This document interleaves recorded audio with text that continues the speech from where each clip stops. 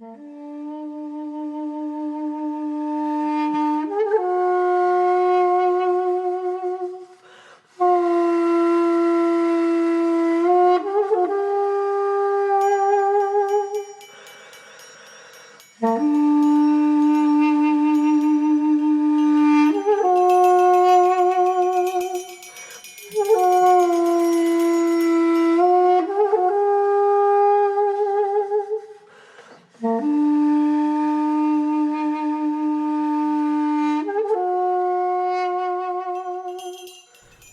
and welcome to Missed Checkpoints, the Video Game Book Club podcast. Today we're discussing Raji, an ancient epic. I'm your host Marqus, and joining me today as always are the homies. First up we have Trevor. What's going on? Next we have Greg. What's up? And last but not least we got the homie Gulu! May not have been mistaken for other people. So I'm sorry, we have the homie Dante. I couldn't help myself. So this is Trevor's first game for the month of July. We're getting to it a little bit late, but I'm going to kick it to him so he can introduce the game. All right, so for this month, or for the first half of the month, we started off playing Raji, an ancient epic. And for some reason, I have a habit of picking games that are like the debut game for developers. So there's really no history behind the studio, at least not any game history. But I'll do my best. So the studio that developed this game is called Nodding Heads Games, and it was founded by Ian Maud. And I'll just start with him. He gained a job as a junior 3D artist with the studio Stainless Software, and I don't know if you've heard of them, but they created Carmageddon. And then he also worked for other companies in the game industry like Rockstar, Ubisoft, The Chinese Room, and Acclaim. And then he became the lead artist and art director of The Chinese Room, where he oversaw the development and prototype for Everyone's Gone to the Rapture. And later Ian became a lecturer in video game art at Pune Institute, where unbeknownst to him, this would be the beginning of a new adventure. He and two other passionate individuals, namely Shruti Ghosh, who is an art director, and Avikul Singh, who's a game designer, would team up to form Nodding Head Games. And like I said, their only game so far is Raji, an Ancient Epic, and it was the first game developed by Nodding Head Games, which is based in Pune. And I'm probably going to mess up some of these names, but Maharashtra, India.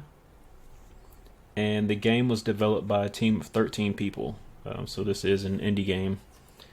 The developers cited Bastion and Journey as being major influences on the game, and also God of War, Eco, Brothers, A Tale of Two Sons, and Dante, you'll like this, Dark Souls, as other influences. How? I literally cannot, I'm that dude that can link two games. I do not see the DNA right there. I see it a little bit in Brothers. But Nodding Head Games attempted to secure funding for the game through Kickstarter, with the funding goal of, and this is in pounds, £120,000 in 2017. And I think they had only been developing this game for like less than a year when they started the Kickstarter. The campaign raised about half that, but then fell short of its funding goal. And a 20-minute demo of the game was made available as a free download in November 2017 alongside the Kickstarter.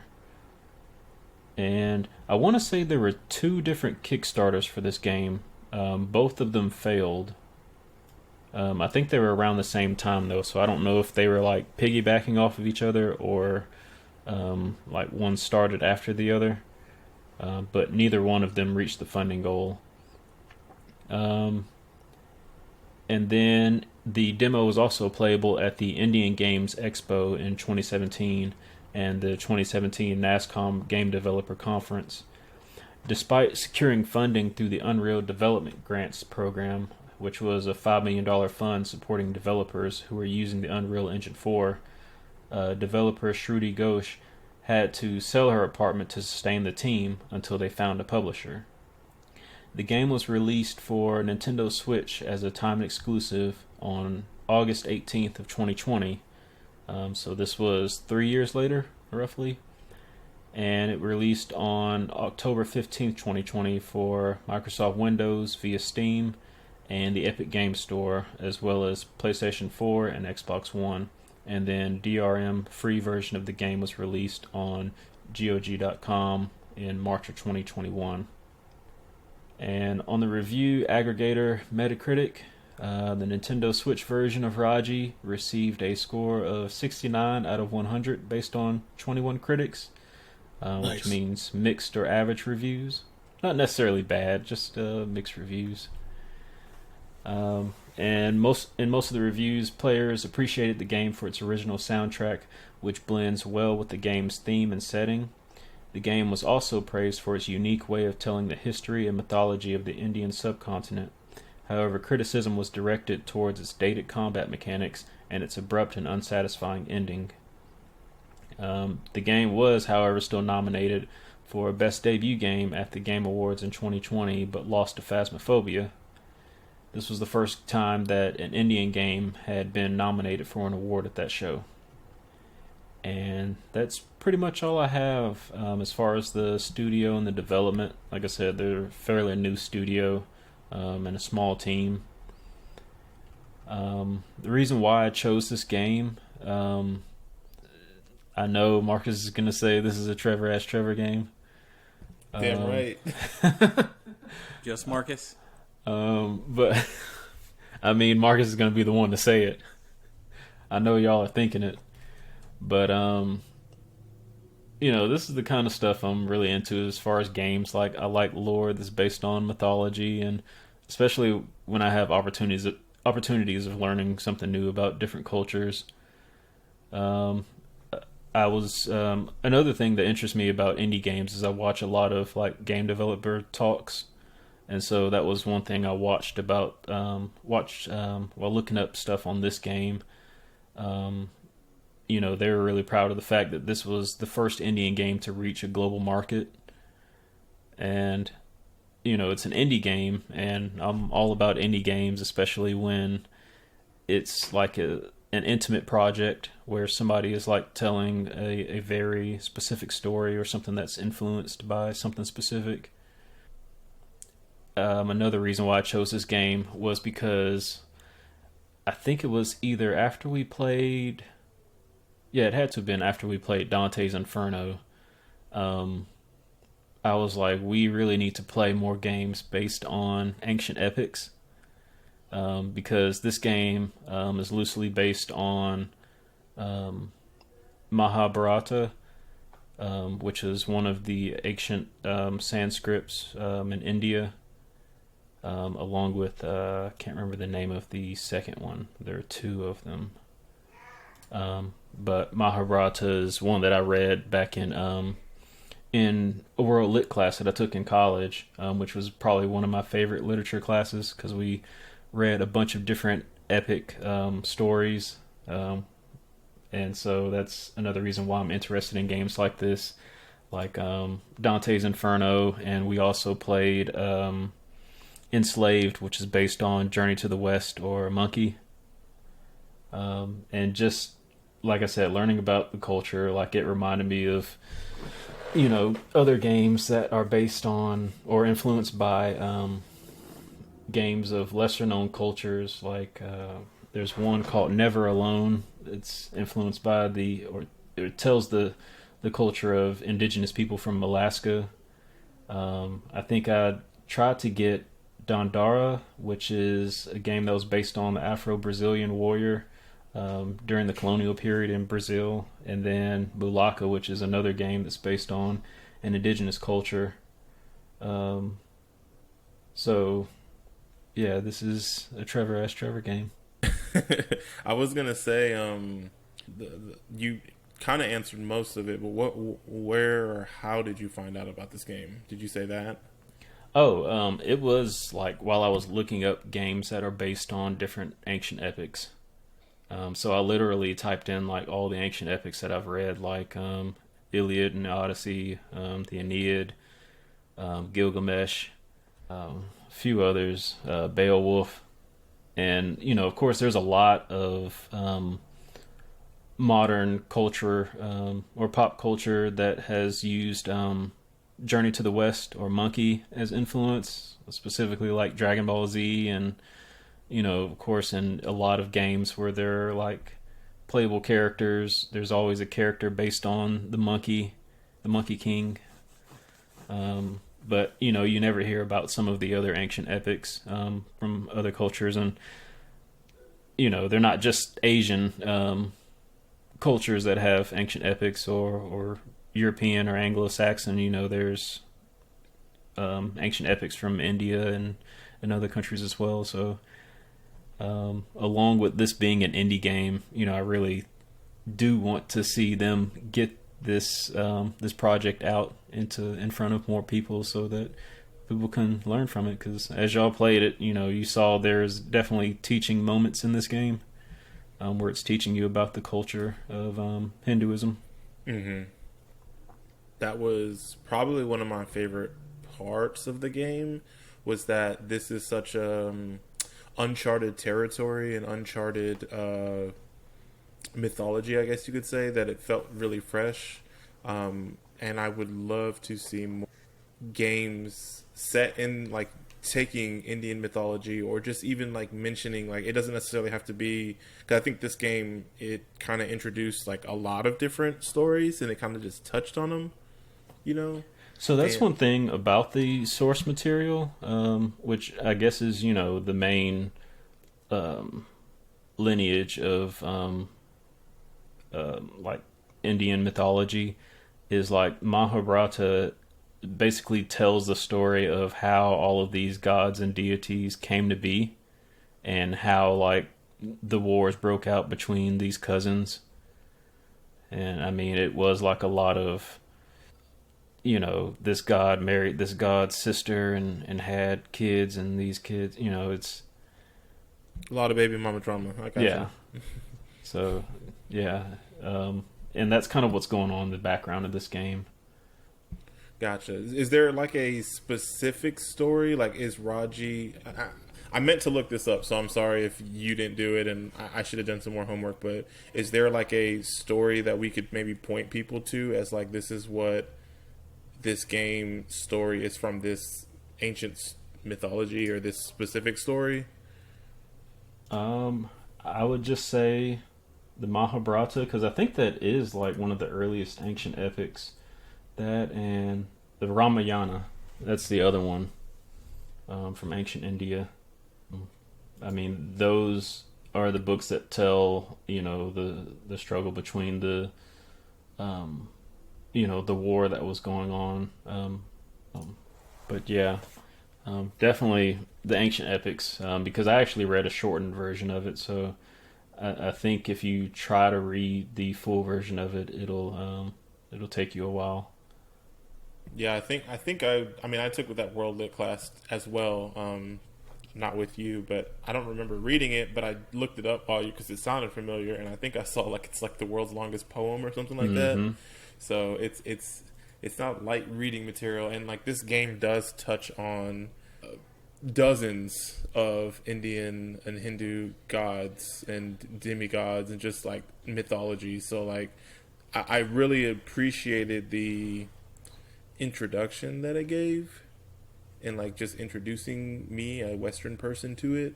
But I kind of wish it was like, man, like, save this for the next game. But I also understand like there may not be a next game, or not necessarily like a second Raji, but just like save some of these deities for it. But yeah, I like the exposure to it, and I do hope that other developers tell some of these stories beyond, like, I was thinking when we were playing Azura's Wrath, and I was like, they had a lot of Indian and Hindu named characters and like I think that last boss, but I don't know if that was, I don't want to say them appropriating or them actually telling like an actual story, like with the spider that's tricking you. I don't know if that's a story from a Hindu mythology or not.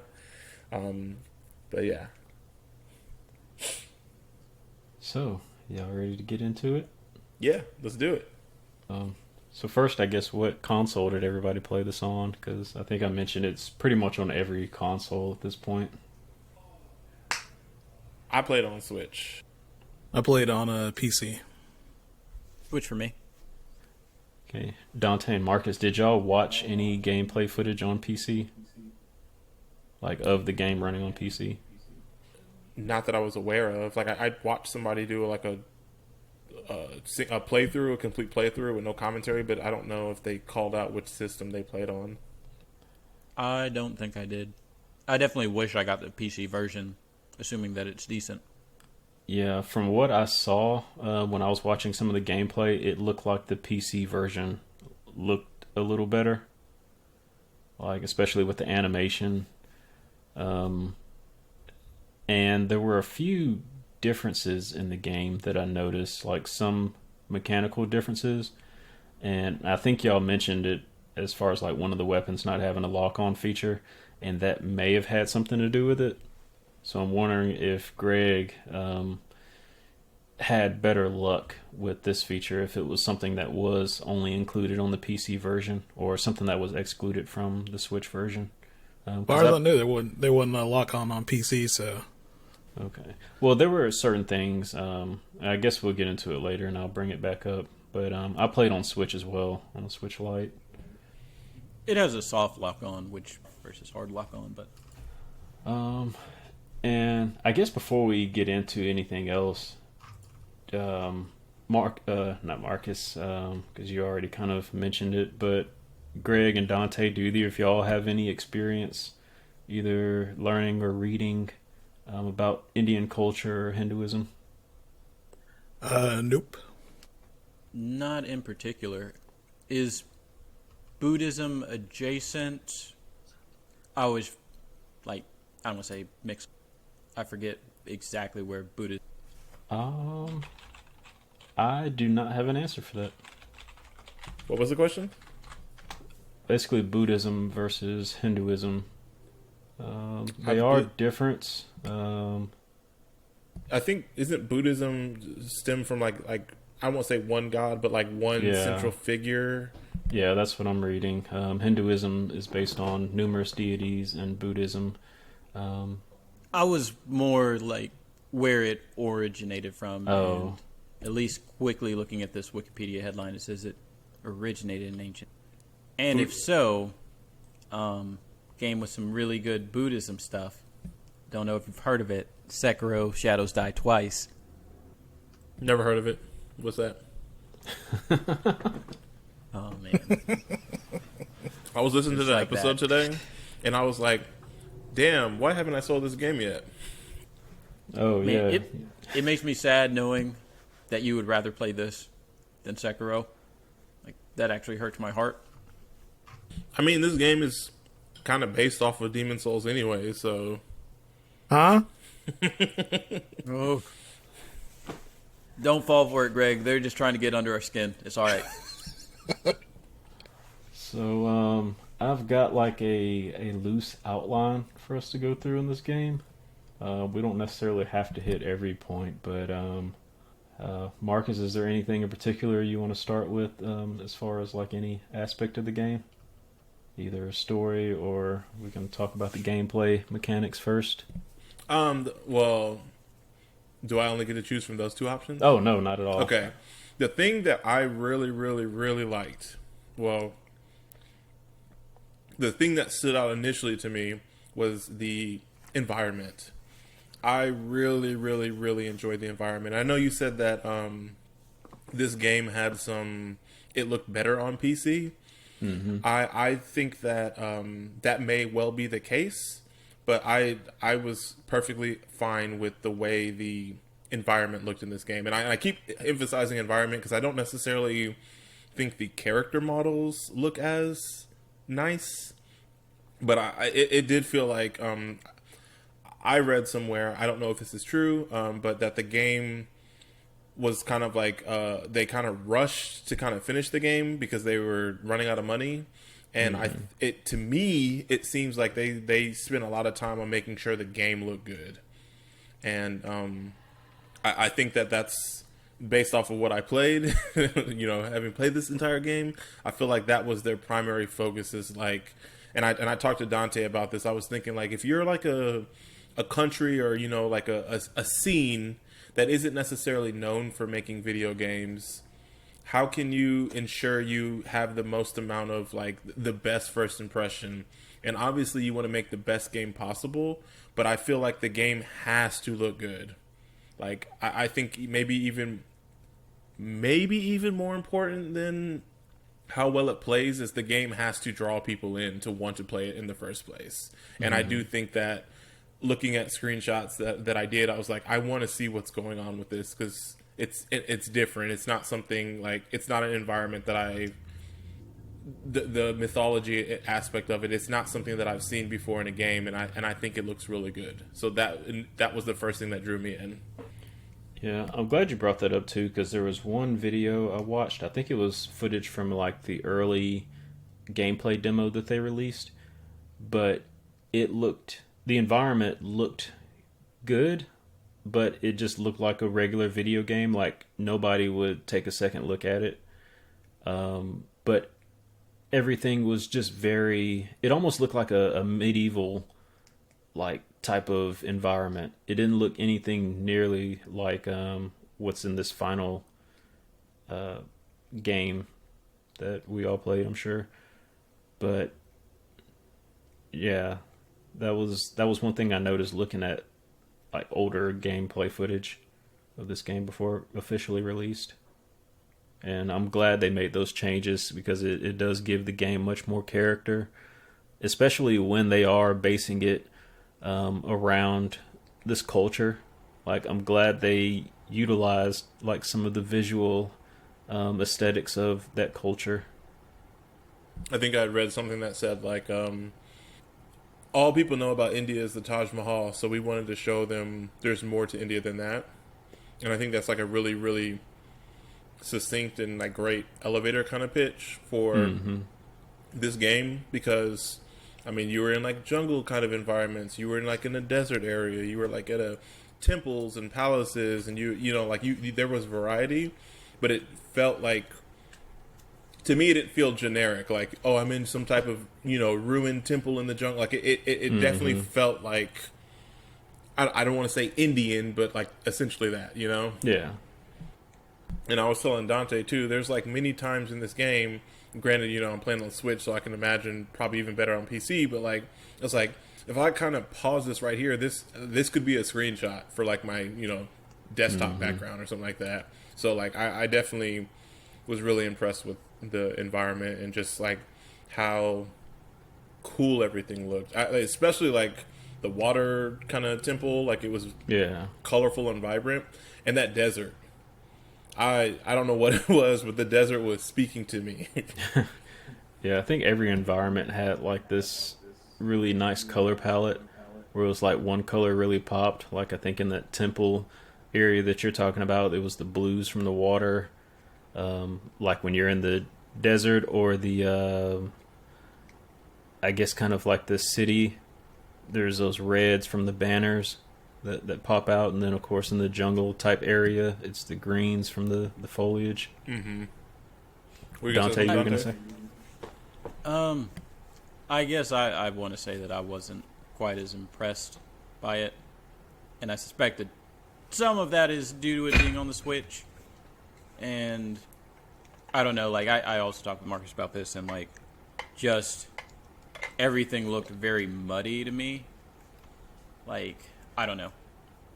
When I think of good looking deserts, I think Journey, I think Uncharted 3 had a really good one. Like, I know that's like a different scope from this, but Breath of the Wild also had a very good looking desert. Correct. I think Shadow of the Colossus had like, yeah, it did have some deserts, and that was really impressive to me. Like, I know those are operating on a different scale, but I also feel like I've seen other indie games, like I already said Journey, but there have been a couple other ones that have kind of done that motif in a way that I found more visual. But there were certain moments, like the Water Palace. I took a screenshot there. I think I like the ice area too.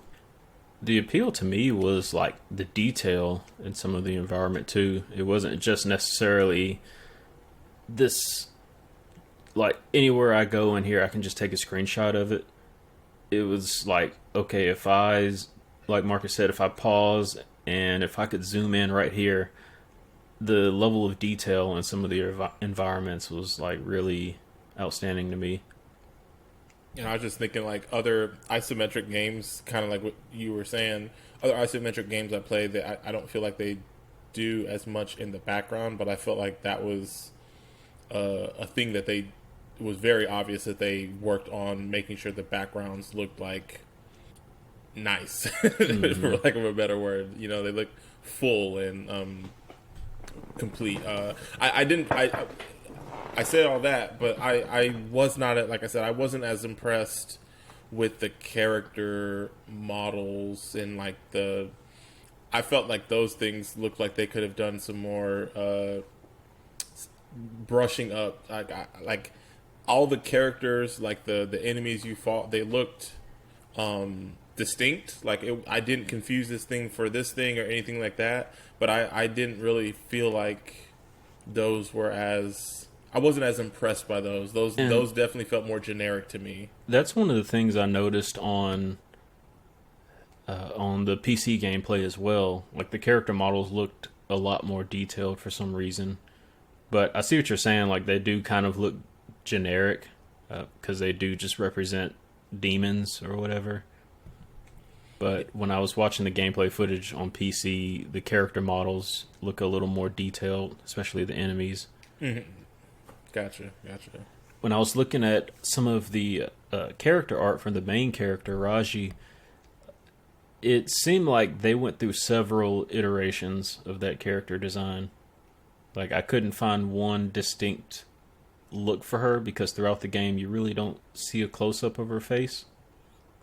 And like the times that you would see her close-up was in the cutscenes where they were like the marionette, like puppet style. Which I also like those too.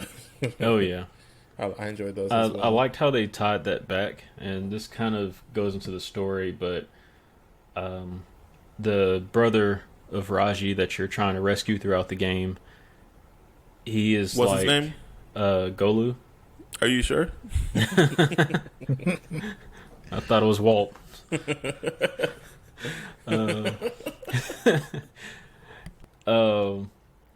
But they're both circus performers, where they work in like a carnival.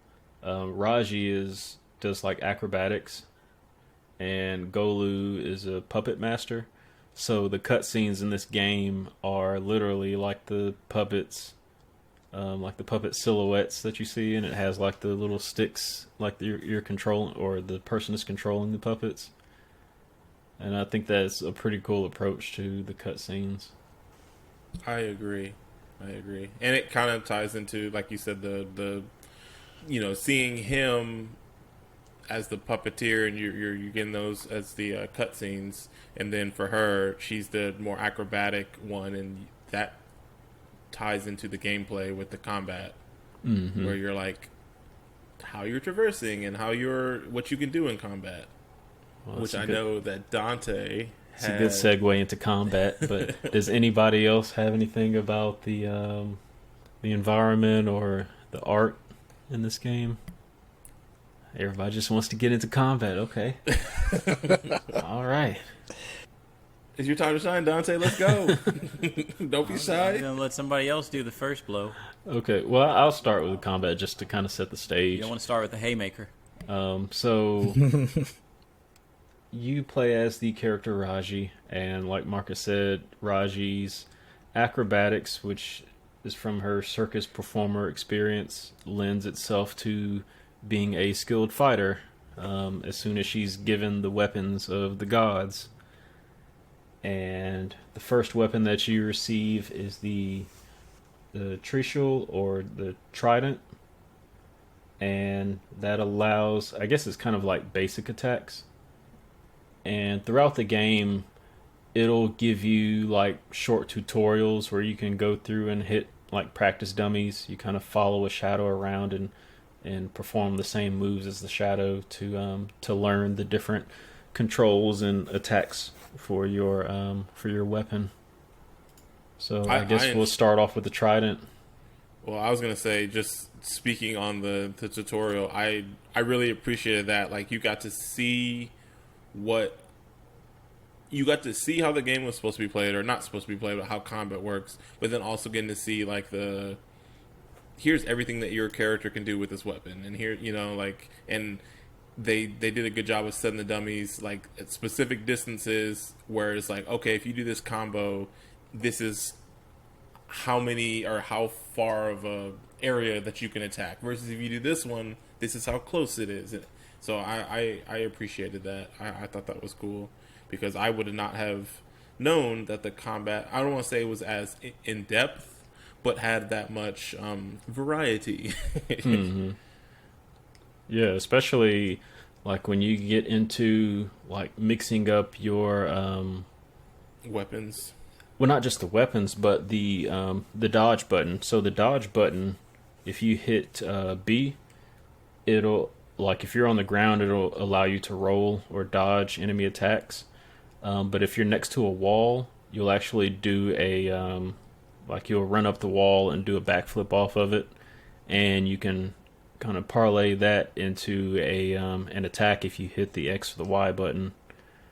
And depending on which weapon you have, like Marcus said, it'll perform a different type of attack.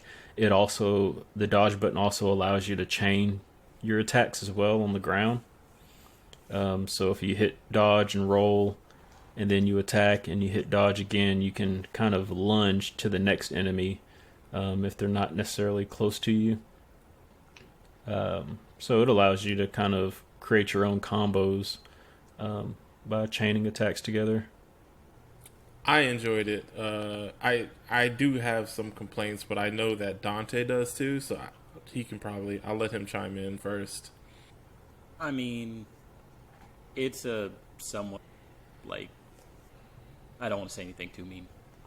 I mean, I didn't really care for the combat either, but it's fine. Like, it's a very generic beat 'em up. There's not too much. Like, there's depth in the fact that the weapons do slightly different things. So you have your spear that you start off with, and you switch over to a bow, which is a range thing. And then you get a sword and shield, which is like it's a close distance thing with defensive aspect. So it does change a little bit, but like you're either hitting XXX or YYY, and then the roll just like, okay, so the roll has a big startup for a roll. It's just kind of weird. Like, not saying that that's inherently a bad thing, but with the way the enemies attack, it can be very frustrating to actually use it.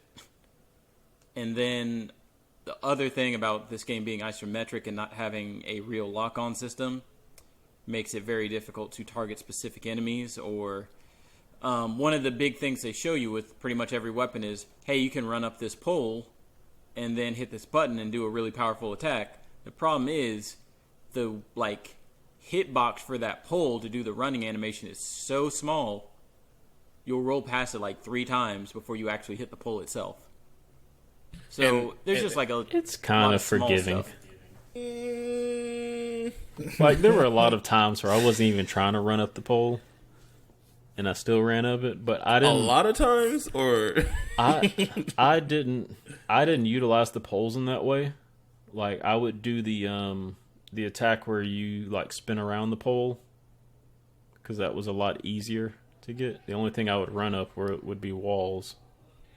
There was also an issue for me where sometimes in some arenas, I guess, you're so pulled back from the action, and then when you get 2 or 3 enemies in close quarters, it's kind of hard to even tell if I even jumped off the pole. Like, I couldn't tell. Like, it's kind of hard to see.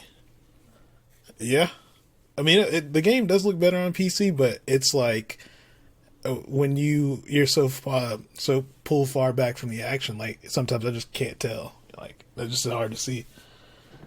And that might just be a me thing, but I think that's fair. I don't know. I know I have kind of high standards for like combat in games, so to speak, but it really didn't feel like that much effort got put into some of the enemies, and I don't know.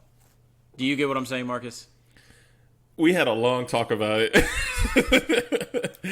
I know exactly where you're coming from. I really wanted to like the combat in this game, and I think for the most part, like I'm willing to overlook definitely more things than Dante is. I second his issue with the pole, like being able to hop off of it, because there's like the thing what Trevor was talking about. I'm grabbing my Switch now. I think it was if you hit B and A at the same time, that would be the little spinny attack, and that was very easy to do.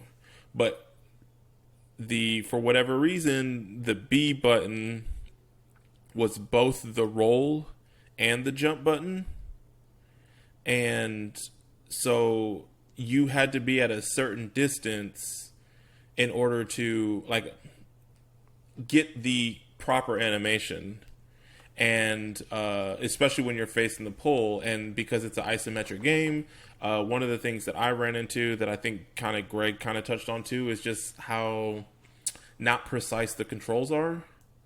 So you had to be like the perfect distance from the pole, pointing the joystick in the right angle in order to get the jump animation to jump off the pole versus just rolling past the pole.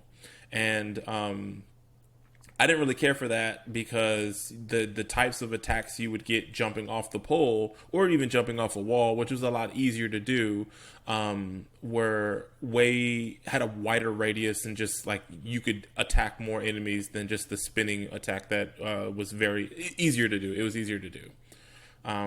So like a lot of my complaints with the combat was the lack of precision that I felt, where it reminded me of another Trevor game.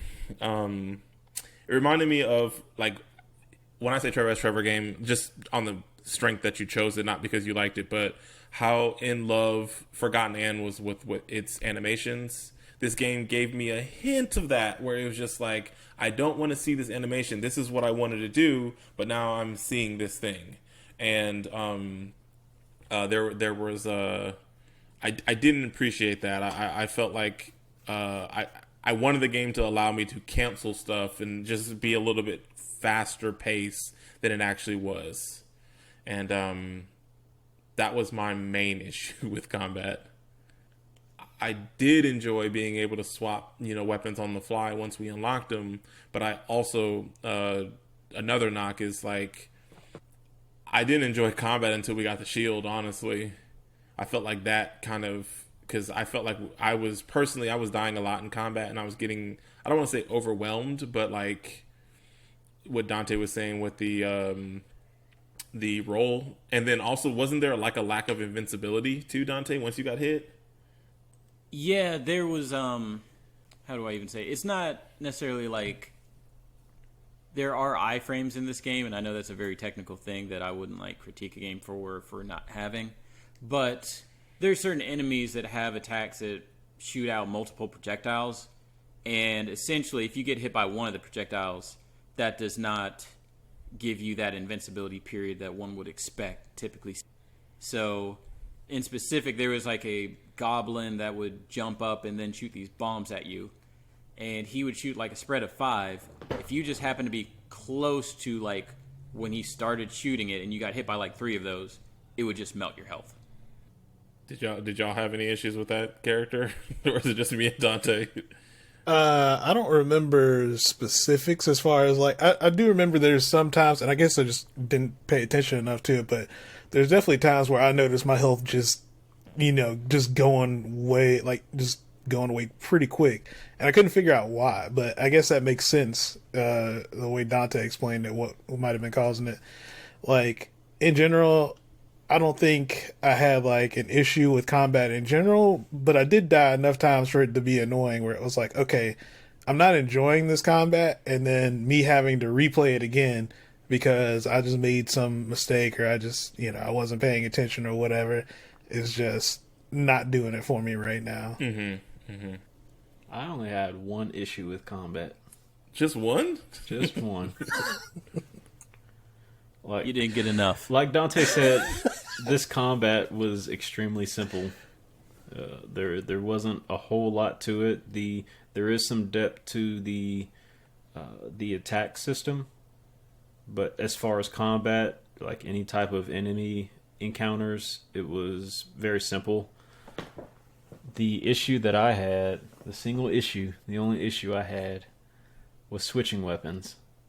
It seems like it's very awkward to do on the fly. My dude, I had this exact conversation with Marcus. I am glad you pointed it out because I would have forgot. Because you have to take your thumb off of the... It makes no sense. Yeah, it makes you basically have to stop no moving sense. to change weapons.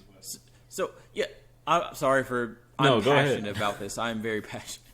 Because this game, it's an indie game. It doesn't have the most in-depth combat, which some of the buttons on the controller just go unused. So I think both of the bumpers on the Switch don't get used. One of them might get used, the other one might not. And then the entire right stick isn't used. And where literally just about any other action game would have had you can fast switch between weapons with the bumpers, or you could have used the right stick to mimic what they have you do with the little D-pad mock thing they have on the Joy-Cons. They decided to put it on the D-pad, which means you have to take your hand off of the thumbstick that you're using to move the character in combat, jump it down, fiddle with these stupid Joy-Con buttons, hope you got the right weapon, kind of have to look at the screen. You have to look back up at the screen to confirm, it did switch, and then put your hand back on the thumbstick and then go along with your merry day. I cannot believe that makes no sense. None. Well, that was my only issue. I'm gonna be real. That was not even the issue with me. I don't know. I wasn't cycling through weapons, to be honest. In combat, I was like, okay, I'm about to fight these type of enemies. It's just okay, I'm gonna use this the entirety of the combat encounter. I wasn't okay, now I'm gonna switch to this other thing. I was never doing that. I felt like you had to do that at some points. Well, maybe you didn't, but there were a few times there's the aerial enemies or whatever. Yeah, you kind of have to switch to the bow for those, or I guess you'd have to just wait till they got close enough to hit them with a melee weapon. But yeah, I would switch to my bow whenever I needed to take them out. But outside of that, I would just rotate between the staff and the sword. Well, I guess once you got the sword and shield, I just kind of use that for the most part, except for those guys. But I mostly used the bow, so I was already, I guess by default, already in that or using that weapon. So it wasn't until I got the other more elements that I kind of experimented a little bit more. But for the most part, I was already using the bow the majority of the game. So speaking of elements, this game has a simple upgrade system. Throughout the game, you'll pass by these little shrines and collect orbs. Some of the orbs will give you health. Other ones will actually give you what do you call it? An upgrade point? Yeah, what they call it, an orb? Something. Or no, didn't they call it an orb? Or? Yeah. Basically just ability points that you can add. Yeah. And they give you... the abilities give you elemental powers to your weapons or to your attacks. And the first one that you have access to is lightning. And each one is based on a different deity. It's the three main deities in Hinduism. Brahma, Vishnu, and Shiva. And Brahma is the first one, which gives you access to the lightning abilities. And To me, they are all pretty much the same, just kind of different styles and colors. Because you have one that chains the attack between enemies, you have another one that stuns the enemies, and then you have the other one that like has an attack that rains down something on the enemies. It's like not even an AoE, but it's just like this is automatically going to happen on the peripheral. Like you don't have to trigger it to happen. But in order to add these abilities, you basically take an ability point and you upgrade them. You can upgrade them 3 times. And it's based on whichever weapon you assign it to. And I know it's a little different on PC the way you select it in the menu. But the controls on Switch to navigate the upgrade menu were really impossible. really bad. And I didn't even try touching the screen. Was it touchscreen? I honestly I didn't try. To be honest, I highly doubt. Yeah. I wouldn't have thought that it would work. So I should have tried touchscreen, because when I went back to look at those, of course the game starts your progress over it once you finish it. Which is, of course, another thing that I was like very annoyed about. Irrationally, yeah, because Marcus was trying to give me I was having an issue where I was like, okay, they give you this menu with all these upgrades, and I was at least halfway through the game, so I just assumed I was doing something wrong because I kept messing with the menu, and I'm like, I can't switch off of lightning. And I was apparently 5 minutes away from the next upgrade, but the game really didn't make it clear that was the case. And then when Marcus booted up his Switch to be like, okay, let me just tell you exactly what buttons you need to hit to do this. It's like, oh, well, I actually have to play through the first 30 minutes if I wanted to tell you that. So you're on your own. Would you believe me if I told you when I was watching the early gameplay footage, like from the demo, that the upgrade menu looked even more confusing? How? It just looked like a nightmare. I'll see if I can find a screenshot of it, so I don't have to go through the whole video. But it just from a user interface kind of standpoint, it didn't look that great. Okay, so let's do what we can to try to explain why it sucked. So to access the upgrade system, it reminds you anytime you pick up an ability orb, but you hit the minus button on the Switch. I'm sure it's similar for you, Greg, on PC, but it takes you to this menu, and the orbs are displayed. The orbs that you have that are unused are displayed on a peacock, which is relevant to the story, kind of. And you can cycle through the weapons and the abilities that you want to use, but you can also cycle through the gods that are in order to it's weird because you have to assign the abilities to each weapon, but all of your abilities feed off the same pool of orbs that you have. It is the most boneheaded backwards thing for encouraging experimentation, because let's say you have 3 of these orbs and you have 3 weapons, so if you really want to have a fully upgraded weapon, you're going to put all 3 into one weapon. And then if you wanted to ever use anything else and have it feel upgraded, you'd have to unequip all the orbs from the first weapon and then move them over to weapon 2, which means weapon 1 has literally 0 orbs or upgrades with it now. Makes no sense. It also just wasn't clear that things were only equipped to one item. Mm-hmm. So I was thinking why? I never thought when I use the trident, because I was using the lightning, the stun upgrade on the bow, and I was just thinking when I use the trident, I don't see this, but then when I go to the thing, when I'm scrolling through, from what I can tell, it is universal across all my weapons.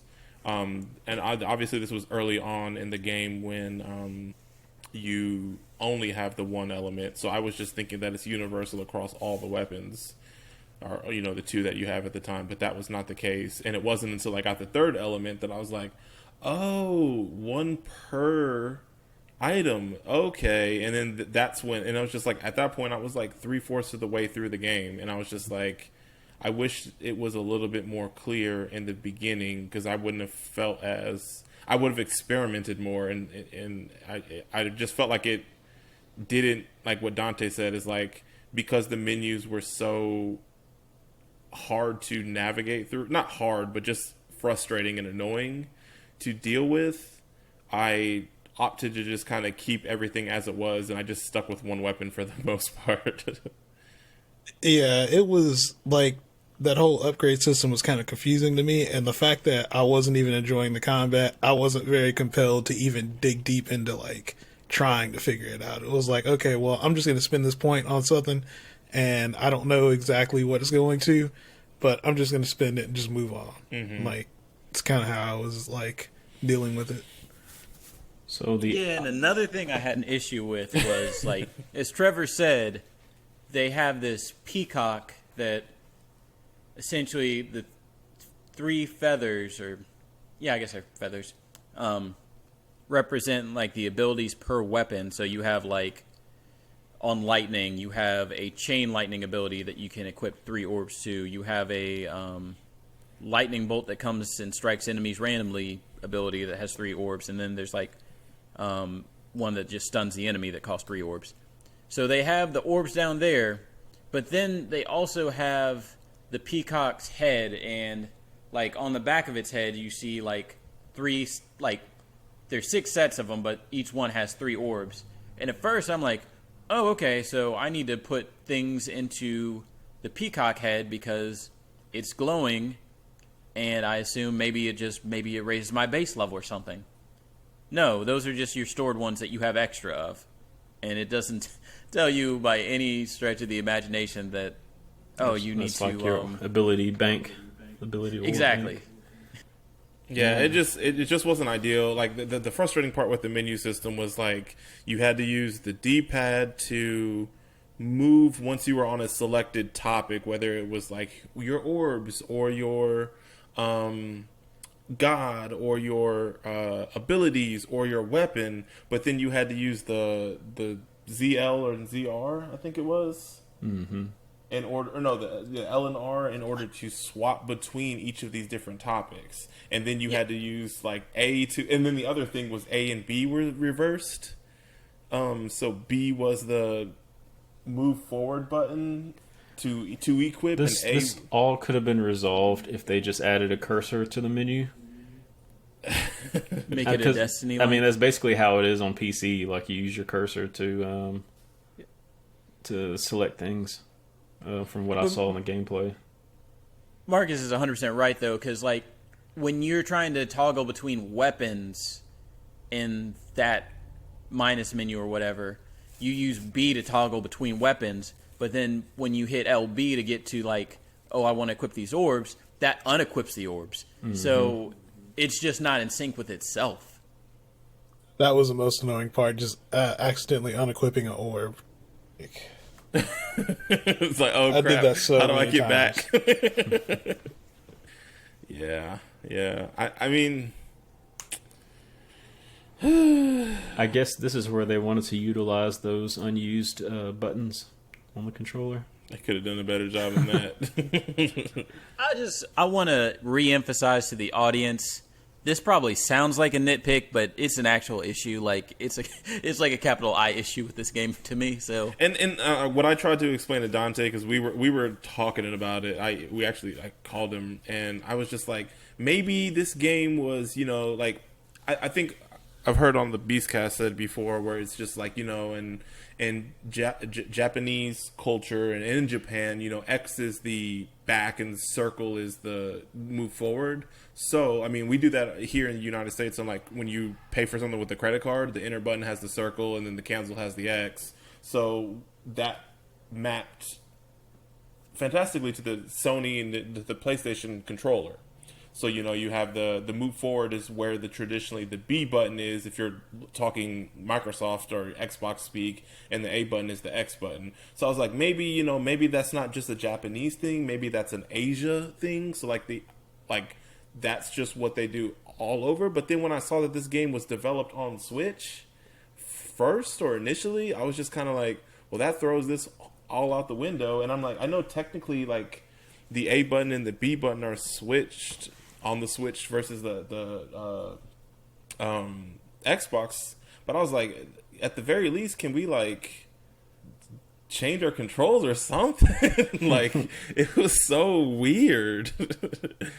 So yeah, and it was frustrating because I'm of the group. I am the person that likes to collect everything, and so like I was like, I won't say going out of my way, but I was like, oh, I think there might be an orb over here, and sure enough there is. So I was getting a lot of orbs and I was upgrading my thing, but it was just like every time I was just like, okay, how do I do this again? Like every time, like there was never a point in this game where I was like comfortable in the menus, and that even like expanded to the puzzles in the game too, where it was just like, okay, how do I turn this thing? Absolutely. It's just like every time I had to interact with the menu in this game, whether it be like the upgrade menu or like the puzzles, just to like do like it just was like wonky. It wasn't like unplayable, but it just was like unpleasant. I can agree with you. I was going to say one of my biggest impressions was I feel like this game potentially didn't get as much play testing as a lot of other games do. Yeah, I mean, I think that's probably true. It could definitely benefit from some quality of life upgrades or improvements. I feel like I had one other like nitpick.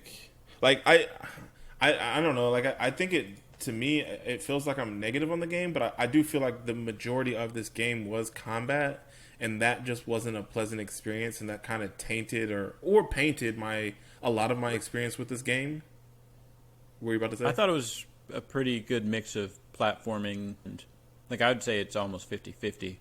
Well, we haven't talked about the platforming yet. I know. I've been waiting. Okay. Well, I mean, does anybody have any other combat comments? No. I think I'm good on combat. So what you got, Dante? How do you guys feel about the platforming in this game? So It's fine. I think Marcus mentioned it earlier. When you're in combat, the the B button basically does everything. Like you use it to roll, you use it to run up the wall, and that's pretty much what drives the platforming. Is you use it to jump, you use it to clamber up like walls and stuff. Yeah, but how did you feel about like the actual platforming itself? I had some issues with like a lot of the jumping felt a little off to me, and then just like sometimes the angle they gave you for like a platformer seemed really wrong and messed up in certain ways. The only issue I had with platforming was climbing and jumping from like one vine to another. Oh man, I had to tell Dante the hack. What, to wait until your hand comes up? Yeah, I figured that out. Like most games do that, but it just takes a little bit longer in this game for her to.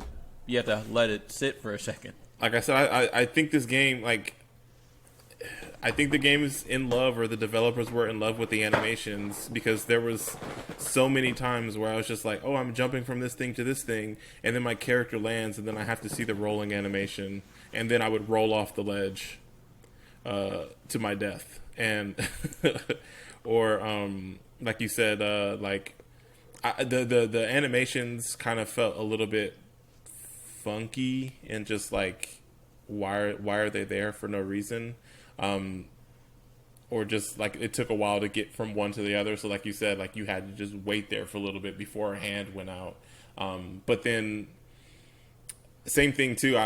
Because everything was reliant on that single button. It took me a little bit to get used to the wall running. Because like when I wanted to do the wall running, sometimes I would just literally to go across a gap. Sometimes I wouldn't, I guess, position the joystick at the right angle. So then at the correct angle, so then I would just literally just run straight up the wall. And so like I had some issues. I think also just because something Greg had said earlier, you're like so zoomed far back from the stuff that it's and you're playing isometric, so it's not necessarily like a side scrolling thing. So it just those two things kind of contribute to it kind of being a little bit wonky. So I think like a tighter camera would have helped that out for sure. Also, the fact that you couldn't jump unless you were next to a ledge, right? Mm-hmm. Yeah, you would just run up to the ledge and do the wavy arms looking down kind of thing, you know? It made it really awkward sometimes where, like, I didn't know if the button... Like, I could not rely on stuff to work in this game sometimes. Like, I posted something in our personal, like, Facebook Messenger group where I was running into a glitch where I was trying to run up a wall, and theoretically I would, like, hang on to a ledge, but for whatever reason, the main character was grabbing onto this invisible ledge, and then I literally could not do anything. And I had to reset my Switch 3 times because it was just recreatable. I did it 3 times trying to figure out the controls because, like, it was my second time playing the game. I had put it down for, like, 2 or 3 days, and I'm like, okay, I don't really remember, like, what the hang button is or whatever, and I forget what button combination I pressed, but 3 times my game more or less soft locked. I didn't run into any technical issues like that. Yeah, I was worried, not worried, but Dante, that was one of the first things when he's like, are you playing on Switch too? And I was like, yeah. And I think, didn't you like look it up and see that there were some issues with the Switch version, that was like a persistent thing, depending on what version of the game you were playing, like the updated or not? Yeah, well, when you were trying to help me with the whole menu thing, I happened to Google I forget what newspaper it was, but essentially they wrote a review about it. And, like, one of the last lines in the article was,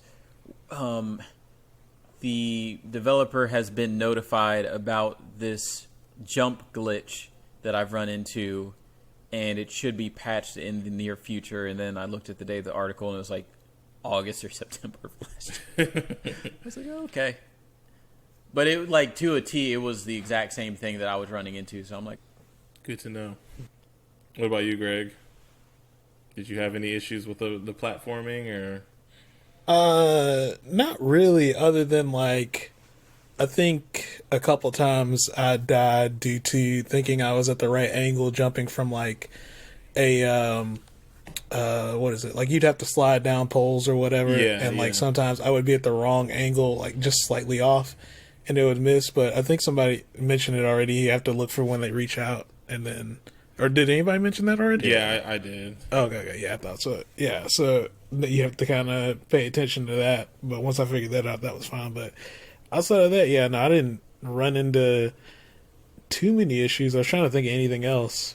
Like the lily pad stuff was messing me up a couple times because I think I would misjudge where to throw one, and I just couldn't make the jumps. But that was just like, I guess, me just messing stuff up. But yeah, in general, I don't think I had too many issues with it. I didn't find it, too engaging, I guess. Mm-hmm. It was just kind of, I'm glad you mentioned the lily pads. Now that I remember it, it wasn't necessarily a technical issue or anything, but I remember the first couple of lily pads I did.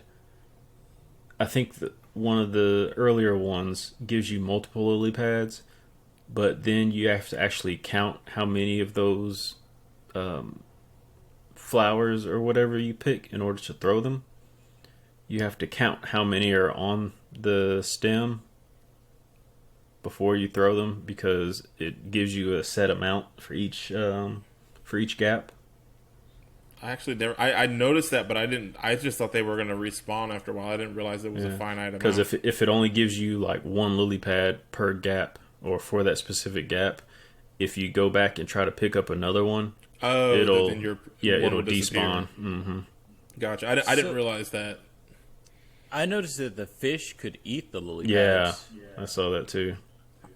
That never happened in my game. When Dante told me that, I was like, I don't know. I think maybe your game is glitching No, again. it Dude, happened they a couple ate of so times. many. I think it does it do it if your lily pad is there for a long time, or if they're just happen to be around. Every time I noticed it, there was a fish around, and I don't know if it was like maybe my assumption was was eating it, but maybe I'm wrong, and it's just like, oh well, these two pieces of geometry collided with one another, and we need one of them to despawn. I don't know. Got him. It felt like it was more based on time than anything, but I couldn't tell. But there was some times where it was like conveniently the fish was going by, so I don't know if it was like one of those things or not. Did you say you also ran into, like, you jumped on a fish's back, Dante? Yeah, so literally one of the instances with the fish dissolving the lily pad, like I was jumping to the lily pad, the fish came under it, and it was dissolving. And I'm assuming it felt like I jumped on the fish's back because it almost had like a little like sink in its animation right there. And maybe it just was perfect timing where I just got to the lily pad like right before it was, instant death if I fell. But no, I definitely know that the fish can despawn the lily pads because sometimes I just throw them out there and like literally like 1.5 seconds later it'd just be gone. So the main thing with the platforming for me was that trippy sequence where Oh yeah, towards the end. where it's like she has the regret, the self-doubt, I guess you could say, like she's not going to be able to save her brother. And so like the platform, like there's like a weird effect. It's almost kind of like a like 3D glasses are required. Like the colors aren't lined up and registered, and there's like a warping that's happening. So the platforms that you're jumping to and just that little sequence, they're coming in and out of perspective. They're shrinking and they're moving, shrinking and what do they call it? Sizing up. I can't think of the word now. Growing. And that part was particularly like I died a ton at that part on the platforming because it's just like, oh, I didn't have the exact angle. I think I mentioned this to you, Dante. Like this was like the one part where I was just like, ooh, the platforming in this part sucks. That one I didn't actually have too much of an issue with until like that very end part, and that wasn't even really platforming per se at that part. Gotcha. Yeah, I did not care for that part. That was just like, oh, like I'm pretty forgiving and willing to overlook things, but for whatever reason, especially when it comes to platforming, because I do enjoy playing platformers, but that part I just was like, I'm not enjoying this at all. Like I get what it's doing in the story and trying to convey, but like this doesn't feel like well designed. Anything else? I don't want to jump too far ahead, but can we go into the most brothers aspect of this game? I think it wasn't it that same part that Marcus was talking about? I'm talking about the puzzles, my man, or puzzles. Yeah, I mean, yeah. Let's talk about it. But yeah, the end part of my sequence too was the part where you're controlling. Was their name Raji and Golu? You remember that? When I played that, I was like, "This is why Trevor picked this game." Do you remember? I mean, there's definitely the puzzles were exactly the same as the brothers puzzle. Like They weren't the same. They were just light puzzles. I don't think it was meant to like stump you or anything like that.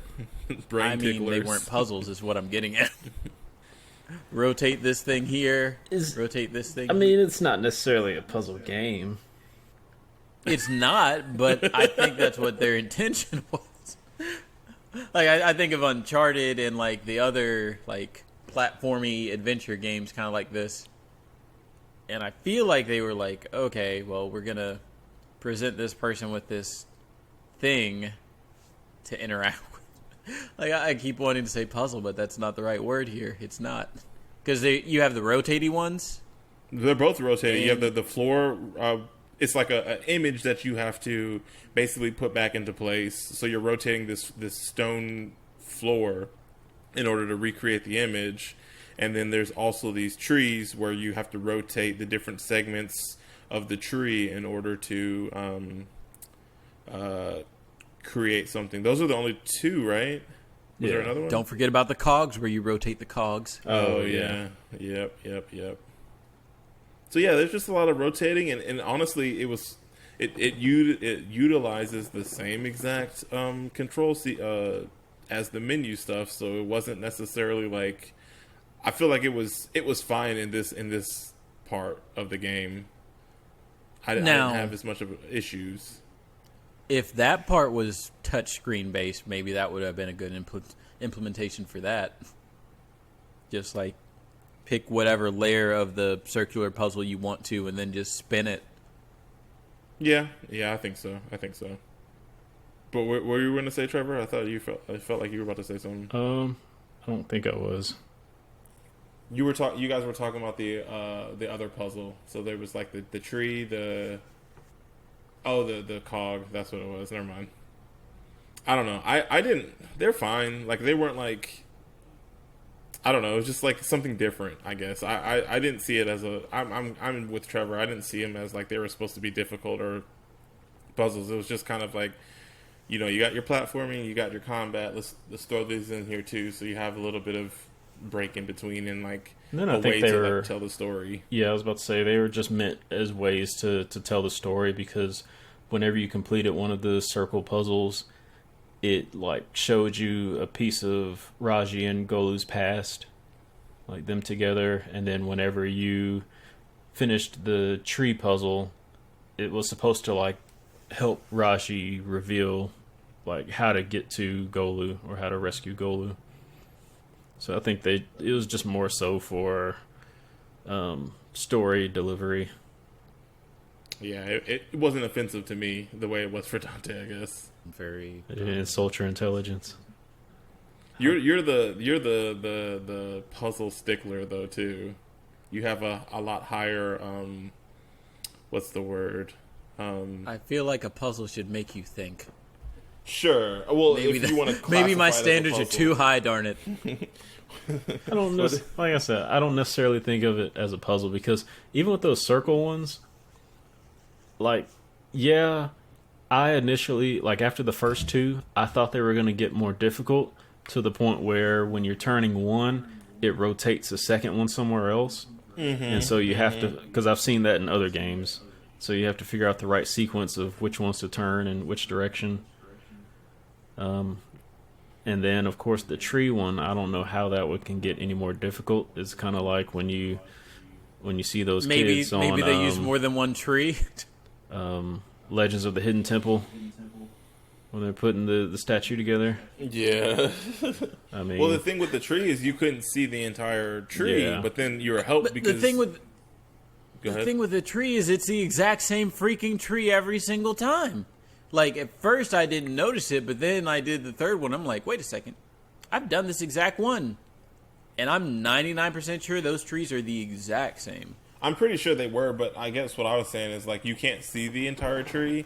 It doesn't really matter because they have those statues that are, like, or whatever is going on in the background that you're putting back together as your, like, tell that you are close to solving the brain tickler. If we're not going to call it a puzzle. I don't even gold butt. They're fine. Yeah, they're fine. Like I would say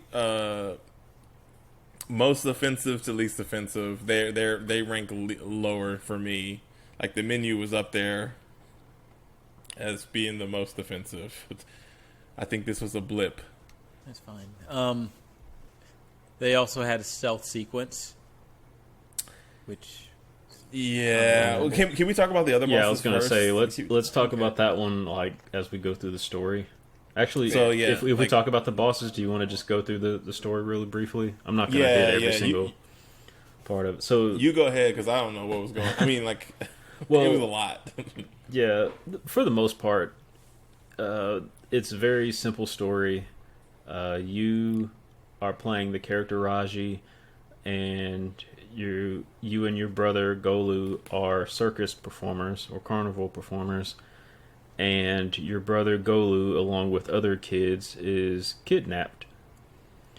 And by demons. Yeah, by demons, and apparently this is reminiscent of like the conflict from the deities in Hinduism, and that kind of puts Raji on this path to rescue her brother, and the gods kind of bless her with these weapons in order to save him.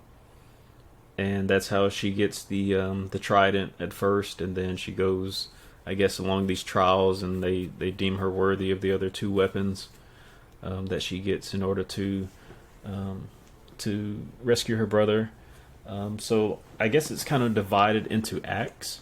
In the first act, you meet up with the chieftain, and that's the boss that is twirling the fire weapons at you. And this area is basically, it's kind of like a generic streets of India type environment.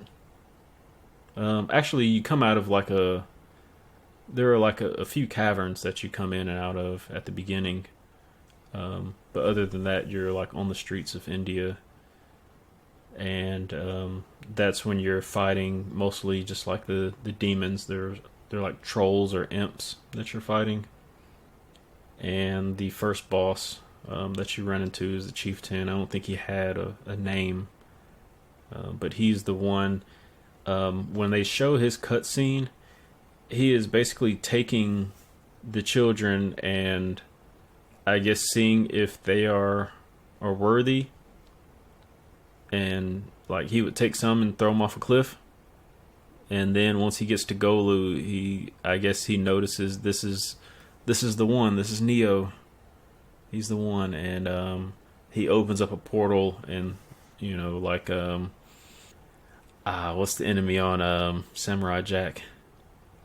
I can't think of his name, but that whole. Oh, I thought somebody. I never watched it. Really? You're talking about Aku. Yeah, Aku. Like it was just like this running gag. Like at the end of every episode, right before Jack is about to defeat him, he opens up a portal and goes to another like world. But he tosses Golu into the portal, and so you face off against the chieftain. So first boss, what did y'all think? You're gonna have to remind me. What was the? That's the one that twirls the fire, and he'll like throw them at you. I don't know. I just mashed buttons. I just rolled away and shot a bunch of arrows. Yeah, I feel like he kind of just. Did you have arrows at this point? I'm pretty sure. Yeah, he did. I'm pretty sure I did because I used that. What is that one? The one where you could rain the arrows down on the person. Mm-hmm. I kept using that on him. Yeah, I just kind of waited for him to whiff the big attack, and then I would go in with the staff, and then once you take enough health down, he starts just kind of spinning around with the fire. Yeah. So I would just kind of use the arrows, and then if he did corner me, I would just abuse the invincibility on the roll and just roll through the stuff, and then just go back to the other side and finish him off. Yeah, there wasn't too much to this boss. It had some cool animations, but as far as defeating him, it wasn't really that difficult. What'd you do, Dante? Beat his ass? Dante. Nice strategy. Oh, He said this one was tougher than Sekiro. I'm surprised that Greg went in with his staff on that guy because I feel like anytime I tried to do anything close range, I just got melted. So I ended up just spamming the arrow against him. Hell yeah. Spray and pray. Now that you mention it, I think that's what I did for like his last phase, when he's basically just like swinging wildly. Because if he does, because the thing is, he changes from kind of like swinging long range to swinging short range, and if he's swinging short range, you don't like. You could hit B and dodge, but it's still going to take like a second for it to activate. shade. Yeah, I had to. I mean, yeah, but like I think once you're in the animation, you're just like invincible pretty much. So I would just like do that to get out the way. But I was using the arrows at that point, like once he switched forms. But yeah, before that, you just fantastic once you're in it. Don't get me wrong. Yeah. It's just it a is startup. a get out of jail free card, but that startup. All right, so then after that, I can't remember exactly how you get into the water area. But Don't you have like a vision or like something takes you there and you wake up? Like I thought you wake up in the water area. I can't remember. I didn't even write a note down on that one, on how you get between those two. But this one, the enemies kind of change up a little bit because you start to see some flying or floating enemies. They're not necessarily like imp-like or trolls that are swinging at you. I think they do add some of those in there, but for the most part, you're fighting the flying enemies. And this is where you run into the cogs that we mentioned, those short sequences, as well as the lily pads. Yeah, I think I can say this was my favorite part of the game. I think this was my favorite sequence. Not necessarily boss wise, but just game wise. I think I enjoyed it the most. And as far as bosses, you do end up fighting Rangda. And Rangda, I looked up Rangda to see if it was like based on any particular deity in Hinduism, and it's actually based on a Balinese mythology.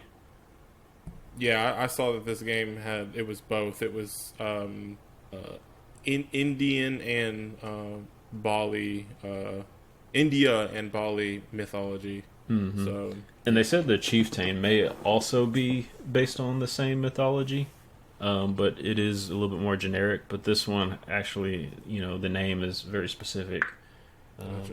and it is sort of connected to, I think, Vishnu. Maybe they're like counterparts, like how they have Norse and Roman Greek mythology. And Greek. Mm-hmm. Yeah. I forgot, what was this boss though?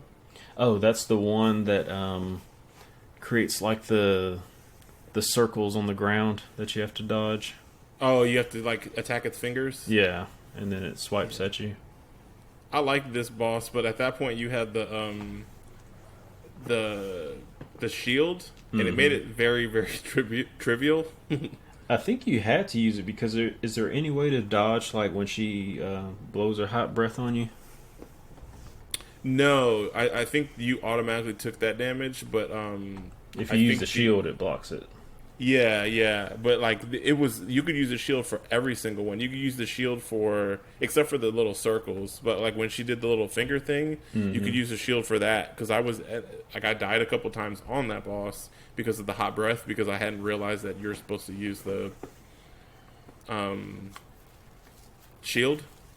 But once I figured that out, then I was like, well, can I use it on this little claw attack? And when I found out you could, I was just like, oh, I've been rolling out the way and everything. now like I would roll out the way and get like 3 hits, but now if I just block it, then I'm getting like 7 hits in. So I was like, hell yeah.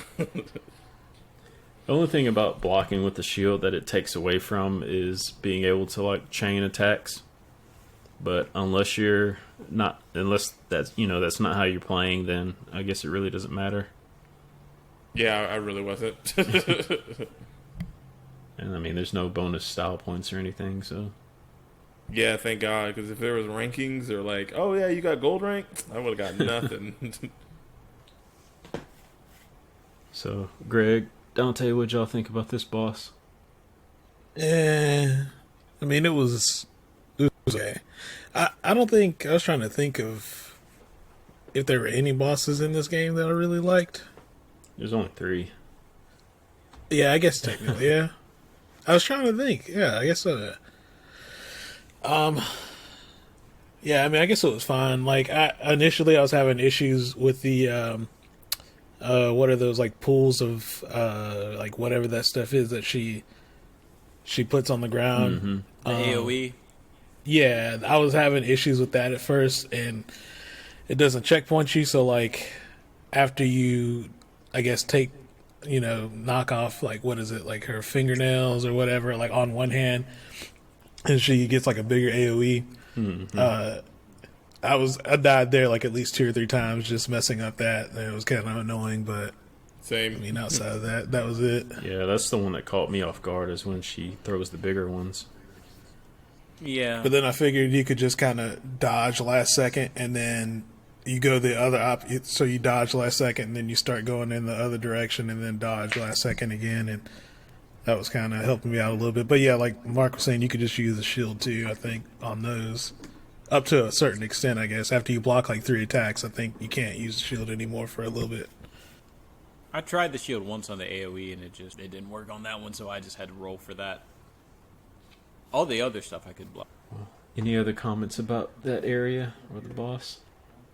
Nah. It does one of those cardinal sins where, like, it throws an attack at you that if you literally don't know about it, you're going to get hit by it. The little circle? Like, or the blowing? The blowing thing, specifically. Oh, what? Because if you don't block it with the shield... Yeah. Yeah, I wasn't using the shield until I got to that point, and I was just like, well, I guess I have to use it. Because I like experimenting with the weapons and switching between them, even though switching was kind of annoying. Bad. Yeah, it wasn't that, like... It was annoying that you get hit by this attack that you couldn't have known about, but aside from that... The other thing that was annoying on this area, as far as like the floating enemies, I guess they're like eyes, the ones that shoot beams at you. If you have multiples in an area, I started feeling the effects of what Dante and Marqus were talking about, where they basically like don't let you get back up, where they just keep tagging you. I don't know if you ever got into an infinite loop with that. I did, but I don't think it was... I don't remember what was the thing. I think it was the fodder enemies that I got into a loop. Yeah. Well, mine was like with those eyes that shoot beams at you. Like one, if I get hit by one, the other one would come around the corner and shoot at me, like right when I got back up. And it got annoying until I did start using the sword and shield. It was those guys with the leaping frog type guys. Those were the two that would body me. And I think this area had a lot less environment that you could use in combat. Like there were no poles, or there were rarely ever walls that you could run up. So your combat options were pretty limited until they gave you the sword and shield, and it's just like, you know, we're giving you all the cheat codes here. Basically, that's what opened up and made... I won't say made combat fun, but it made it bearable. So I couldn't escape this thought, and it's something Giant Bomb talks about a lot, where it's kind of different in this case, but there's a lot of games where it feels like you unlock abilities that should have been unlocked right off the bat, more or less. So, like, I don't think this first Spider-Man for PS4 really did it, but I feel like there was some ability where they're like, oh, well, really this double jump or this jumping attack combo should have just been available to the player out the gate, and that's pretty much how I felt about blocking. Like, if they made the combat with the player having the block, and then also they could design around, you know, okay, the player has this tool as well as the dodge, I feel like a lot of stuff could have potentially been a lot better as far as the combat scenarios go. But I agree with everything he said. I remember at one point, Dante, when me and him spoke, he was talking about, I was like, don't worry, there's going to be something later. But I even had in my notes, like, this is right after, I think it was right before you get the bow. I wrote, not a fan of early combat so far. I wish I could block. Yeah, and then on my next comment that I wrote was, hard to target specific enemies with the bow. And that was, you know, my two, like, the way I wanted to play is like, okay, I don't have a shield, so I'm going to use this bow and keep people away from me. Oh, damn, like, the slightest touch of the joystick, and now I'm, like, aiming at somebody completely different. Cool. Well, after that boss, you get picked up by this messenger. Who comes? The peacock? Yeah, the peacock comes to you, but there's a guy riding the peacock. The mystic, I think. Mm-hmm. And he basically tells you to hop on and come with me. Get in, loser. And you fly off to fight the big bad, who is the main antagonist of the game. And on your way there, the guy who was riding the peacock gets injured. And he says, "This is as far as I can take you." And you're back on foot, and that's where you get to like the jungle area. And this is where you're introduced to like humanoid enemies. What did y'all think of this section, or these enemies? It was kind of short, but there were a few other elements to this this area. This was, to me, my least favorite part of the game. It was I felt like this was the most generic of the environments. Mm-hmm. And I think at this point, not gonna lie, I think I was like ready for the game to be over, which is like kind of feels weird to say because this is relatively a short game, but I was just kind of like, this game is kind of wearing a little on me, and I feel like this also was the most mythology dense part of the game, where I feel like you were like, I took 2 steps, here's a story about this god, I took another step, here's another, and it was like you're running into like 7 or 8 stories about various demigods and gods back to back. And I'm not gonna lie, like this part of the game, I like, there's gonna be a test at the end of the section. I stopped paying attention to the mythology and like I would just start like the cutscene, not the cutscene, but the dialogue, but then I would just run to the next one and start it, run to the next one and start it. And then so like I was just kind of like, okay, they're throwing in as much as they can, where it felt like more thought out prior to this part of the game. Yeah. Okay, I'm glad I don't feel bad that I felt like I was the only person doing that. I wasn't doing it early in the game, but by the end, I was just kind of like, yeah, this isn't a main character. Like this is just like, you know, extra information, extra credit. And I was thinking too, is like if I really wanted to see this, like I'm sure this will be some codex or something in the menu. That's what I was thinking too. It wasn't. And it was. I was kind of disappointed because a lot of the deities that they talk about weren't even used in the game. So I think you mentioned it earlier, Marcus. Like they could have saved some of this for the sequel. Well, yeah, when I said a sequel to, it wasn't even necessarily like it had to be Raji 2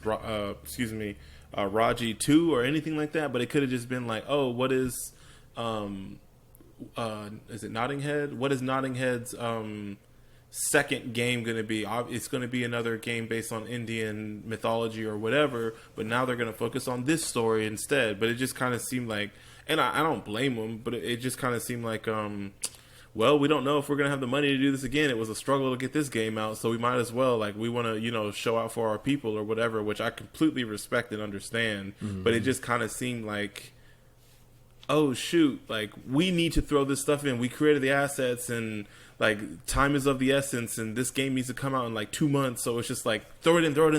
It doesn't matter, you know? And it felt rushed. And I think this is where the game started to feel rushed to me. Yeah. And I forgot to mention, the story is narrated by Durga, and then like all of the, like the stories, like whenever you click on the tapestries or the murals to find out about the other gods, Vishnu is the one who's telling those stories, and sometimes you'll hear narration from, it'll be like dialogue between Durga and Vishnu that they're having. There's a lot of dialogue in this game for no reason to me. Like, one of the things that me and Dante were talking about, and why I made that reference in the beginning, is just like, oh my god, like this character doesn't shut up. Who, Raji? Yeah. It was a little jarring for me, like whenever you're in the middle of combat, like especially with bosses, and you're fighting a boss and you do an attack, and then all of a sudden she throws out one-liner or something. And that is for Gulu. Yeah, it's just like, how do you have enough breath right now? That, or it's just like, murder is okay, or whatever she said. Like, she's like, I gotta kill these demons for my brother, or like whatever. And it's just like, this girl is like a teenager and she's talking about murder or something like that. You gotta grow up fast. Yeah, and I don't know how much I don't know if I have the chops to critique the voice acting in this game, but it doesn't seem like the voice acting is good. Like, maybe it's accurate, maybe it's not, I don't know, but it was very hard for me to, like, some of the lines she was saying just to get... I agree. Like, I don't... I'm with you even down to, like, I'm not trying to critique or, like, say, like, the voice acting sounded funny or whatever. To me, it was too much. Mm-hmm. Like, there was too much voice acting, and it was too, like, it wasn't, like, necessary, and it didn't necessarily add anything. Like, obviously the voiceovers of the gods, you know, kind of narrating were fine. It was mostly just anything with Raji. It just kind of seemed out of place, and it made it, to me, it made that, like, I don't mean this in a bad way, but it made the game feel more low budget because it just didn't seem like it was, like, added for polish. It just seemed like we need to add this because it just feels empty otherwise. And it's just like, when you do that to a game or anything, like when you add something as like a little razzle dazzle, it just seems out of place. And like a lot of times the dialogue just seemed out of place whenever she said anything. Yeah. So someone mentioned the Naga earlier, the giant snake. Well, this is where you encounter that one, and you run into the stealth portion of the game. I know you love this. I love stealth games. I found it hilarious. Like, I was probably audibly cackling when I saw this snake after we had just done Sekiro, and I'm like, man. So you're this saying giant snake... Raji would get along with Sekiro? I don't know if she has the chops. I'm just making fun of that tweet you posted. That was me. Oh, that was you that posted. Yeah, what did you think about this sequence? It was skippable. I felt like it was a little too long, and there was like, it was just kind of like, it felt random. Like, I died a couple times. I died probably 5-6 times at this part, and it's just like, there's no rhyme or reason to when he looks away, and it's never like on a, I don't know, I thought it was like, okay, cool, they're adding something different, but then I was just like, oh, this is the only sequence and they didn't do it that well. Oh, okay, cool, I guess. It was rather silly to me. I don't know if it's meant to be that way, because even at the end, like, you grab a conch shell and you blow into it or something like that, and then you ride off on the Naga, like, never-ending story. Mm-hmm. Yeah. They definitely were leaning into some stuff, like where the snake would get ultra close and then its tongue would start slithering. Like, it reminded me of those like really cheesy 3D movies back from the like early 2010s. Mm-hmm. Yeah, so I could see that. I don't know. I didn't care for it. But it was just kind of like, okay, whatever. Well, if that didn't tickle your fancy, you may like the final boss.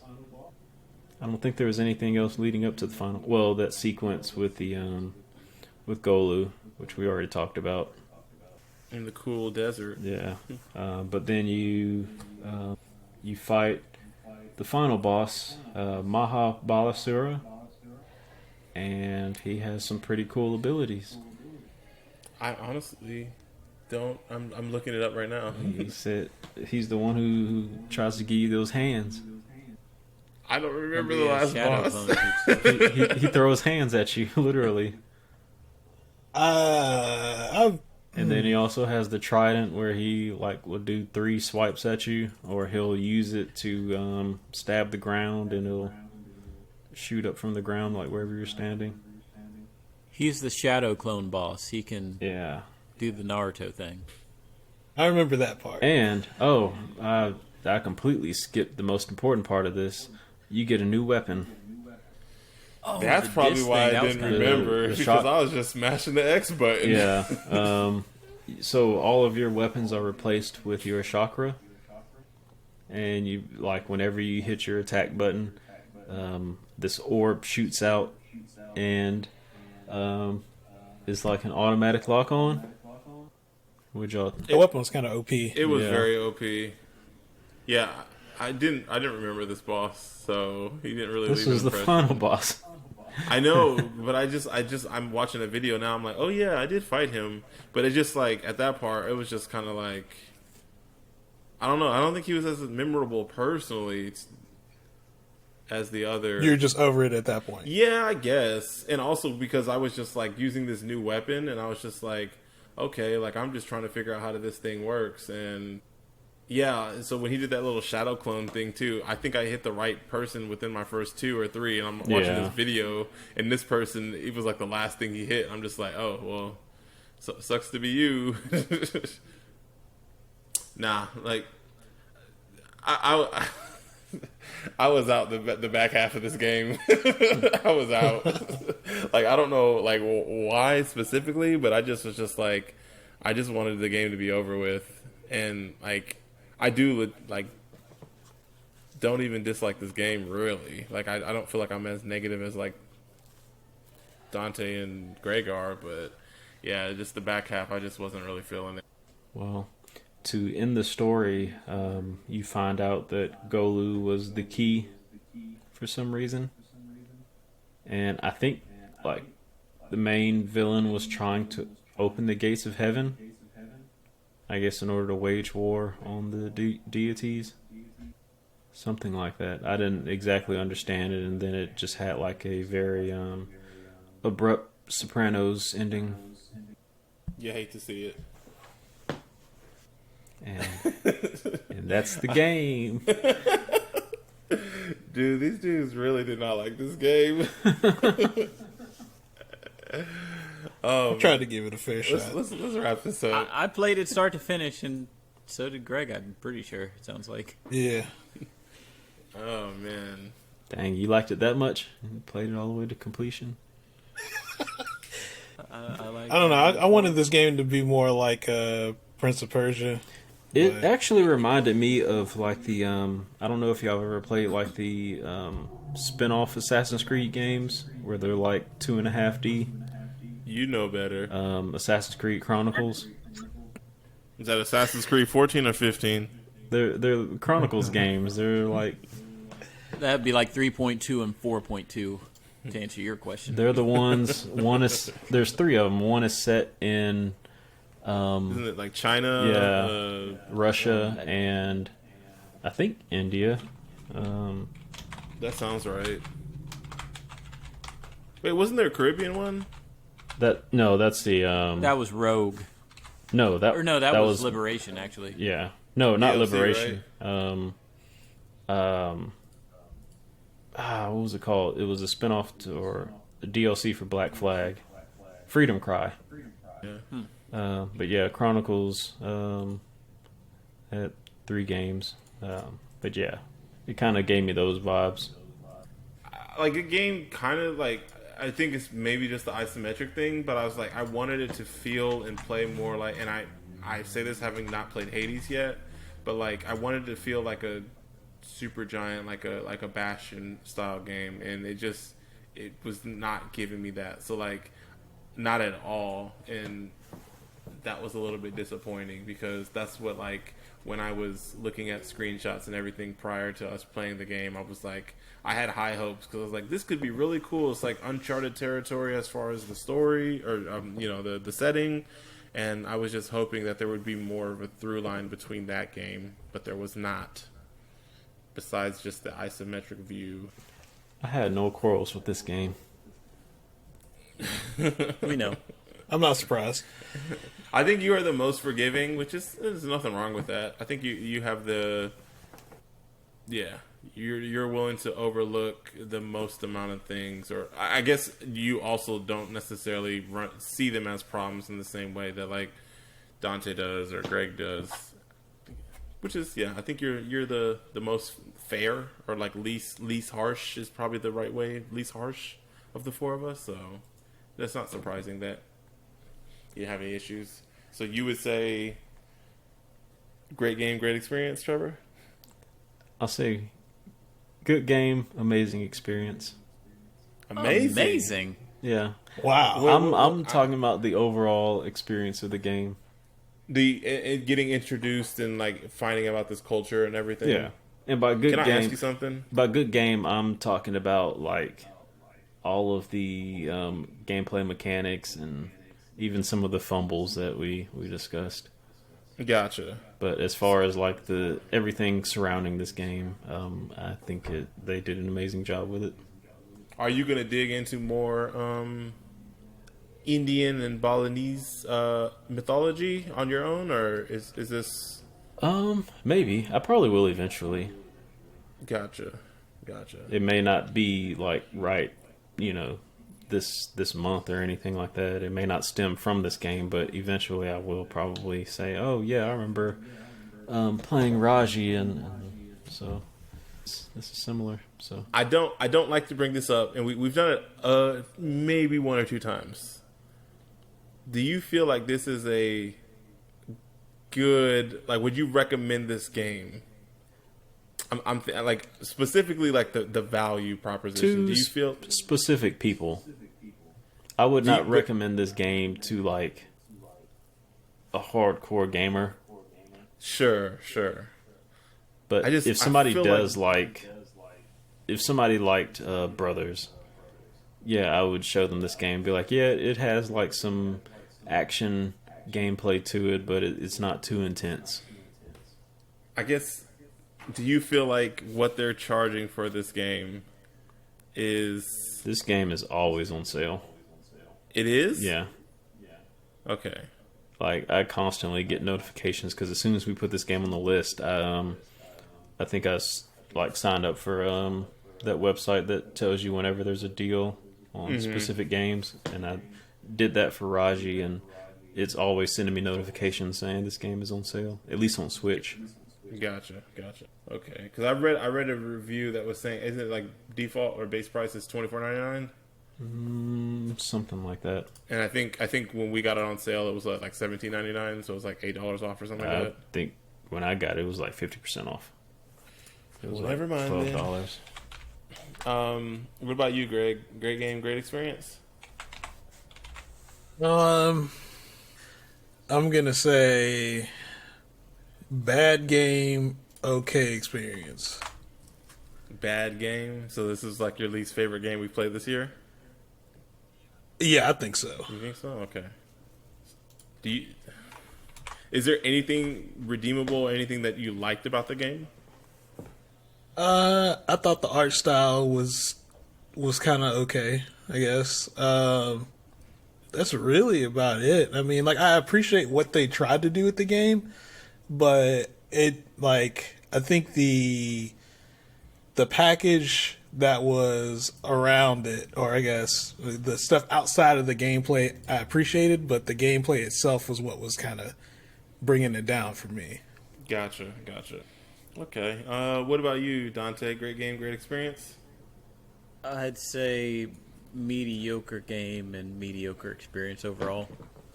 And Okay. yeah, pretty much I'm mostly share sentiments with Greg. I will say, like, don't take this the wrong way. I am super happy that this was an India, like an indie game out of India, and hopefully more of these get produced. I'd like a lot more timepiece games and also just culturally diverse games. That being said, I just did not enjoy my time here. I got some more for you. Much. I know you do. He got a whole list. I got some stuff for you guys. You guys know. There has to be balance. Where there is yin, there is yang. The question I had for you, Dante, is, and I guess, would you play another game by this developer if they they decided we were going to come out with a second game, maybe not even Indian mythology, whatever? Would you be interested to, like, is it the... I'm gonna have to see those reviews first. Like, I will never turn down a studio. Like, you could give me a studio that made a game that was a 1, and if somebody turned around and said, "Hey, this new game, they seem to figure things out and turn things around," Gotcha. Well, I would say it's a okay game and a solid experience. Like I didn't dislike this game. There's a lot of things I didn't like, but I really did enjoy like the environment, being exposed to mythology that I wouldn't otherwise be exposed to, and I do appreciate like this is another contender, I guess you could say, or like a new face in the video game industry, and I do hope that there are more. Like, I hope that this game inspired other people in India to be like want to get into the games industry and like put on for their country, and maybe even people not from India, like from other countries that aren't known for video games, and putting on for their country and their mythology and culture as well. So I am appreciative that we played this game, even if we, as a group, for the most part, weren't really feeling the game. I think there were some things there, and I think there was like they had good ideas, but they just weren't fully realized in the way that I would have felt was enjoyable. But I do hope that they have an opportunity, the funding to continue to make video games. Don't know if we'll be playing them, but I hope that they are able to do that. Yeah. So I do have a question before we go through the outro. Okay. Are there any books or any type of literature that you would like to see developed into a game? I feel like we've asked this question, but it always leans movies. So I'm trying to think of a book. And I think it would be cool to do like it's going to be cheesy because people's only probably exposure to this is the movie. But did any of you guys read the Wanted graphic novel? No. It was really cool because they were like superheroes and supervillains. And like in the movie it's just like some regular guy and like he's in a league of assassins and everything. But in the comic book they're like superheroes and supervillains. So like he's killing, and it's been a while since I read it, but like they have superpowers, and I think it would be cool to kind of, I guess maybe The Boys and or Invincible may have treaded on this at least as some with their TV shows, but playing a game where you are like the, anti-hero, and you're like killing a lot of different, I guess it wouldn't be any different than like No More Heroes to an extent, where you're just like some regular Joe Schmo guy that's killing superheroes. But I think that could be really fun with like some of the powers and abilities that you're seeing. And they do have like the ability in the comic book too to like bend bullets and stuff like that too. So that would be my choice.